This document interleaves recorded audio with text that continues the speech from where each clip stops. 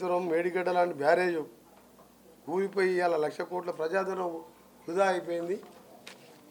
ప్రజలందరూ కూడా విజ్ఞప్తి చేస్తున్నాం, ఆ 1,00,000 కోట్ల రూపాయలను కూడా ఆ కుటుంబమే మళ్ళీ చెల్లించాలని చెప్పి కూడా అందరూ కూడా కేసీఆర్, కేటీఆర్, ఇరిగేషన్ మినిస్టర్ హరీష్ రావుకు లేఖలు రాయండి.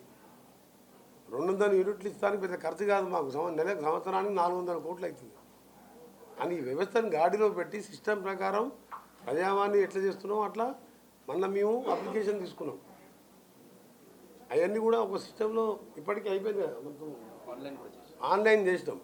2500 మహాలక్ష్మి, ఇందిరమ్మ ఇల్లు, అలాగే ఈ పెన్షన్ అప్లికేషన్స్, మన రేషన్ కార్డు, ఇవన్నీ కూడా రాబో కాలంలో అంటే 100 డేస్ లోపే ఇవన్నీ ఫుల్ఫిల్ చేస్తాం. అందుకని ఎవరు తొందరపడి మీరు విమర్శలు చేసి ప్రజలతో నవ్వుల పాలు కావద్దు. 120 ఏళ్ళు 120 నెలలు అధికారంలో ఉండి ఒక రేషన్ కార్డు, ఒక ఇల్లు కట్టని వాళ్ళు ఇవాళ 46వ రోజు ఇది మా ప్రభుత్వం.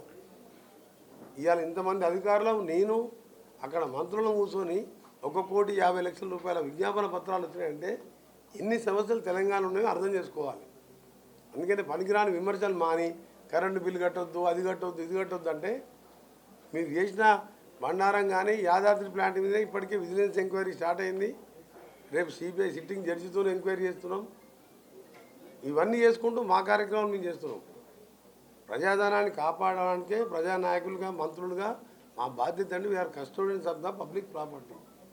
అలాంటిది ధరణి పెట్టి సోమేష్ కుమార్ లాంటి ఒక కరప్టెడ్ ఆఫీసర్ని పెట్టి ధరణి పెట్టి 1000 ఎకరాలు తీసుకొని ఇలా అన్ని అప్లికేషన్లు అవే వస్తున్నాయి. ఇవన్నీ స్ట్రీమ్లైన్ చేసానికి టైం పడుతుంది. అందుకని పత్రిక వల్ల కూడా విజ్ఞప్తి చేస్తున్నాం, వాళ్ళు మాట్లాడే మాటల కంటే ఎక్కువ మేము మా ఆఫీసర్లు ఏ విధంగా 46 రోజులకి కష్టపడుతున్నాం. గతంలో మీరు చూసినాం, ఎమ్మెల్యే ఇంటి దగ్గర అధికారులు ఉండేవారు. అప్లికేషన్ కళ్యాణ్ సంతకం కావాలని ఎమ్మెల్యే ఇంటికి పోవాలి. ఇవాళ అది కూడా తీసేస్తున్నాం. నేనే ఇవాళ కలెక్టర్ గారు, జాయింట్ కలెక్టర్ గారు మేము కూర్చొని సమస్యలు పరిష్కరిస్తున్నాం. ఈ సిస్టమ్ ఎప్పుడైనా చూసిందా మీరు? ఇది ప్రజాపాలనకు నియంత్ర పాలనకు తేడా. మా అభివృద్ధి ఏందో వచ్చే నెలకెళ్ళి చూపిస్తాం. Thank you very much.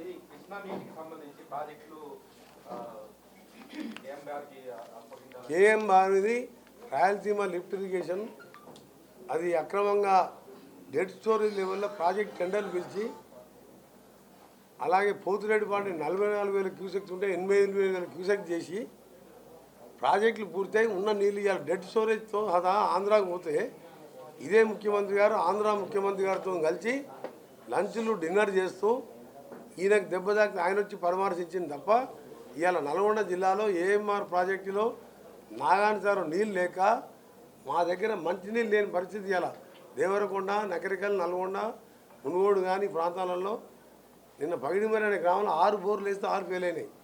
ఇలా మా సర్పంచులు వచ్చారు, ఏ ఊరున్నా నీళ్ళు లేవు. ఏం మార్పుకి కాలు పొందింది. దీనికి కారణం కేసీఆర్ కాదా? ఆయన ఆ ప్రాజెక్ట్ అక్రమంగా లాయరింబల్